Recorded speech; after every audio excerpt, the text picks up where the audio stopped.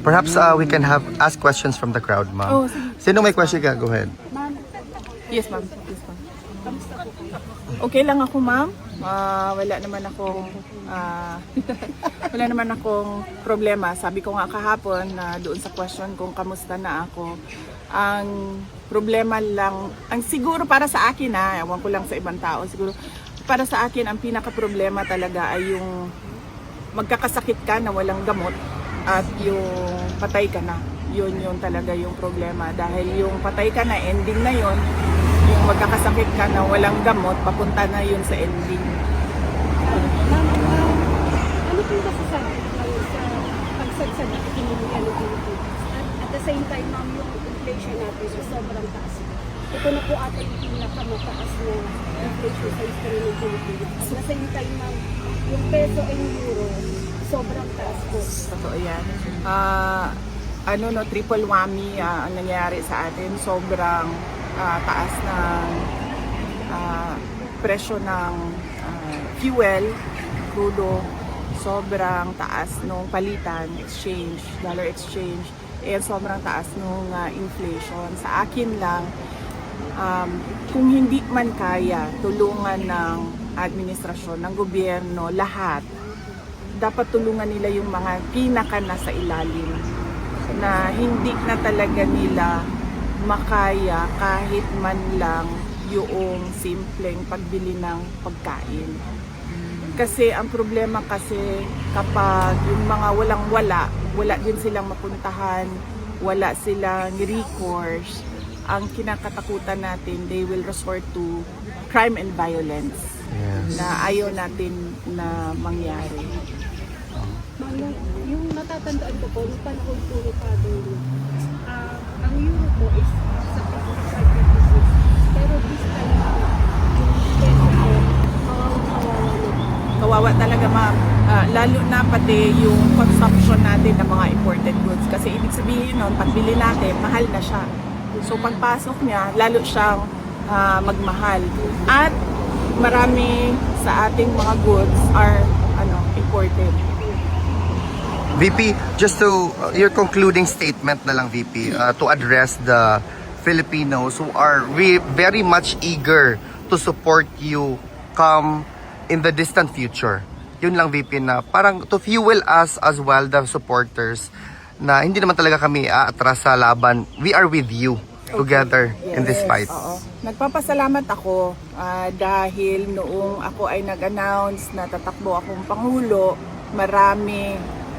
lahat ng mga supporters galing 2016, 2019, 2022, nandyan pa rin sila lahat. Solid na naniniwala at nagtitiwala. So, yun yung unang pagpapasalamat ko. Yung pangalawang pagpapasalamat ko ay yung kanilang suporta sa akin ngayon na humaharap sa impeachment na gawa-gawa ng House of Representatives.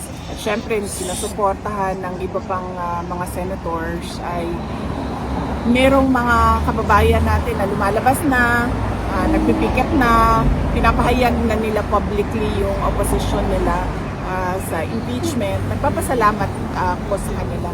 Pero base din sa discussion namin kanina ni Pangulong Duterte, lahat ng mga nangyayari sa buhay ng isang tao ay sinulat yan ng Diyos. So kung ma-impeach ako, yan ay sinulat na ng Diyos. Kung hindi man ako ma-impeach, see you sa 2028. see you tomorrow. But VP Inday, on behalf of the Filipino community, talagang we will be supporting you. We will be calling out our respective congressmen to do their job, to represent or to echo the sentiments of the respective constituents. Nandito lang kami para sa iyo, VP, at sa buong Duterte family. Duterte! May isang question pa, guys.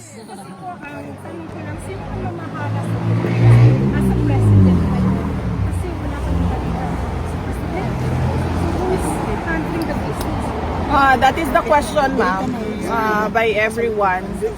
No? Actually, yes. But hindi din natin alam kung bakit nangyari ang mga nangyari na nanalo siya. Pero para sa akin, nagsinungaling talaga siya sa kanyang gusto gawin para sa bayan at sa kanyang mga kapasidad na maging Pangulo. Well, I guess you're the hope of the Filipinos back home. Thank you, ma'am. Thank you sa suporta ninyo. Thank you, VP. Hirapan din kami kasi taga-Toronto kami. Yes, We ma'am. wanted to see you. So hopefully you'll visit us there. Naghihintay sa inyo. Yes, ma'am. Hopefully, I can make time to visit. But right now, ma'am, my travels abroad are mainly scheduled for visits with the PRD. But I hope I can make time next time. Yes, marami po kayong followers. Thank you. Thank you. Isang question lang po. May pera pa po ba ang Pilipinas? Wala na, sir. Wala na, sir. Actually, nakatanggap ang aming opisina ng memo, sir, na bilangin namin ang savings ng opisina namin kasi gusto makita ng DBM kung magkano yung savings ng lahat ng offices ng government. Wala na. Yes, sir. Thank you, VP. Thank you, VP. Mabuhay ka, VP. Sa ano mo hugot na si VP, maganda pa rin. Very stress-free. Stress VP. Yeah, you are. Sa Filipino, Look battered. VP. sa Filipino sa Filipino resilience and indomitable spirit, ma'am. Kita ninyo lahat ng mga overseas Filipinos. Kayo naman lahat, hindi nyo naman gusto na makipagsapalaran sa ibang bayan, di ba? Maghirap sa sobrang lamig na lugar, magtrabaho. And vice versa, VP. Yes. Look, you are our hope. So yun yung, ganun tayong mga Pilipino, ma'am eh. Hindi Panalo tayo sa mga basta-bastang we will not break. Thank you, VP. Mabuhay ka. Perhaps we can ask questions from the crowd, Oh, ma'am. sige. Sino may question ka? Go ahead. Yes, ma'am. Yes, ma'am. Okay lang ako, ma'am. Wala naman akong problema. Sabi ko nga kahapon na doon sa question kung kamusta na ako.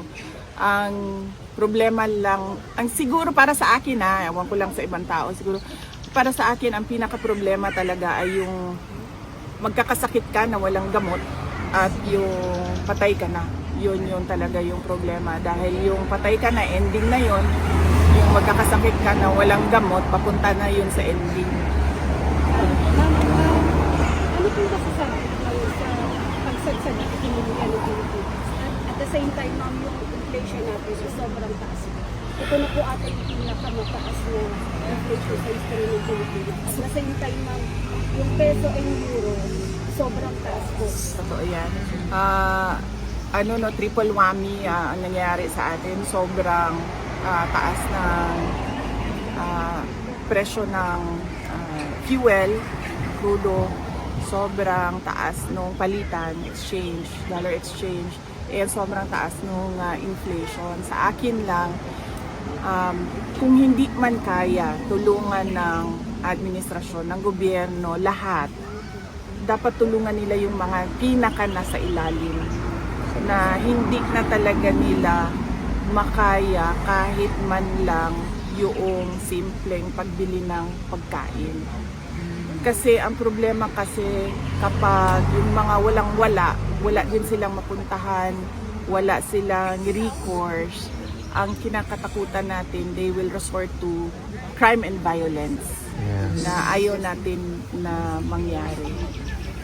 Ma'am, yung natatandaan ko po, yung panahon po ni Father Lee, ang euro po is sa 55 pero this time, yung peso po,